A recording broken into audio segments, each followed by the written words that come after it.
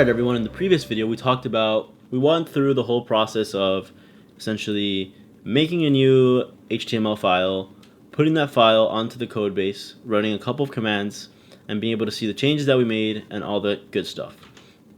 In this video we're going to go over a little more sophisticated use of GitHub. Most people use it just like what I did. What I just taught you in the previous video is more than enough for the average person that uses GitHub. You just want to be able to change stuff and keep track of your progress. But somebody that is working on a bigger project, maybe with more people, and you want to work on a specific task at a time, you might do something like branching. You might find that very useful. And so the concept behind branching is that you have this timeline of the project. Let's see if we can put this. These diagrams are great. We have a timeline of the project from start to end.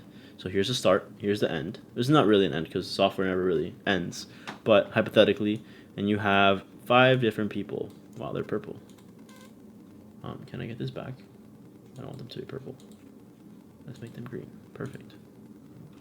And so right here we have somebody else. Let's say this is John. This is Mary. This is Jose. And one more, Maria. Let's change this. Oh shit, can't talk. Cool. So here are our people, and here are our branches. And so there's going to be one specific person that's going to be the branch master. Let's give him a title. And then let's give him a crown. Okay, that's a big crown. Oh, that's a Pokemon crown. Nice. Cool. Nice. So that's the branch master, and these are the people that work on the code base. So here's John's branch. You can actually give that John branch name. And so what we do now is every single person has their own branch. You could really have a lot of freedom with. You can do a lot of stuff with this. You can basically have a branch for a specific component of the project. Let's say, for example, you have a branch that's like the web development branch, and you only have a specific number of people working on that branch. It can go however you want it, really. It just depends on what you're trying to achieve. Then Mary joins a little later, and Mary has her own branch right here. And they could actually pull at the same time. It doesn't really make a difference. I'm just doing this so that it could be easier to understand at first. So here, Mary pulls it at a different time, and then Maria pulls it all the way over here. Let's give her own little line. Perfect. Okay, wait a minute. Here. Cool. There we go. That's Maria's branch. And so what happens is John creates a new branch, and he gets his own version of the project on his machine. John works on whatever he works on, and essentially, so this is a more controlled version of the original GitHub. And so the branch master is able to see all of John's changes when John makes a merge request, or I guess a pull request. We'll talk about what that is afterwards. And so when John is actually finished, and the branch master approves of his changes, then his changes get merged back onto, so it goes like this, and it goes right back onto the project line. And then same thing happens for Jose's branch. So let's put this out a little more here so we can see it. And let's put this over here, and put this over here. And so we have all of these different people's, I guess, their paths of their development process. Whenever their stuff gets done, essentially the branch master is the one who is able to decide if those changes are good or not. And so let's delete this little line. Perfect. And so John's branch goes here, Jose's branch goes here, Mary's branch goes here, and Maria's branch goes there. And so they work on this specific thing. The branch master basically checks it right around this point and says, okay, this is good, and it makes any kind of changes that they want to based on the code that they wrote.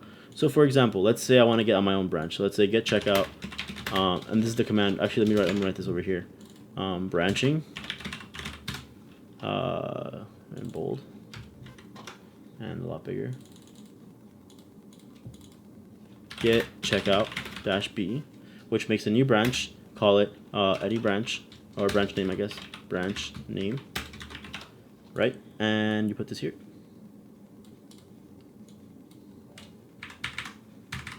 All right, so branching. You basically execute this command and you make a new branch. Get checkout -b Eddie branch. So you switch to a new branch and you want to say, okay, let's make some changes. Let's make a new file. Let's say new file. About.html. And this is the about page. And then here we go, header, about. It is a Saturday night. And that's the about for today. Cool. So you say get add, same process. Get, we can check the status if you want. It's just gonna say the about HTML is new. Get push, actually commit, sorry. Working on the about page. Get push. Sorry I typed so fast. It's just a bad habit. So get push, and it's gonna say something like this: get push -- set upstream origin Eddie branch. So when this happens, you want to copy this because what it's doing is you're basically pushing your stuff up to the main repository. So you say get push -- set upstream origin Eddie branch, and it should let you do it, right? And so that's there. And so you go back to your GitHub. Let me zoom out a bit so I can see what I'm doing. Right, and there's a pull request less than a minute ago.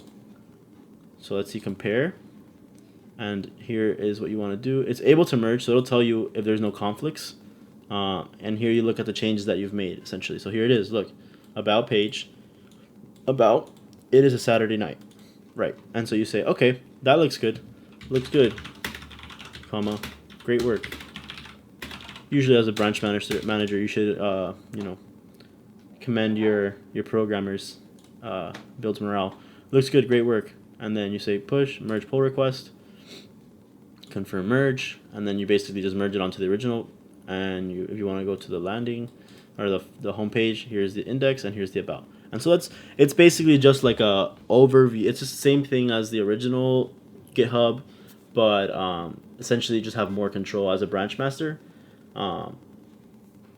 So that if your developers are working on stuff together, you can really just like check everything and make sure that there's no conflicts, that there's no like, when you have sophisticated applications, obviously this is just HTML, but when you have things that you want to like check security, check authentication, you run into a lot of issues when developers are doing things differently stylistically, or if they write code that's just like not that good.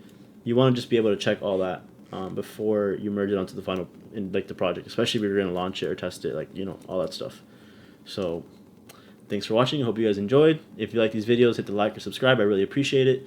And in the final video, we're just going to talk about the potential of GitHub and what it could really do for you as a developer. Thanks so much for watching.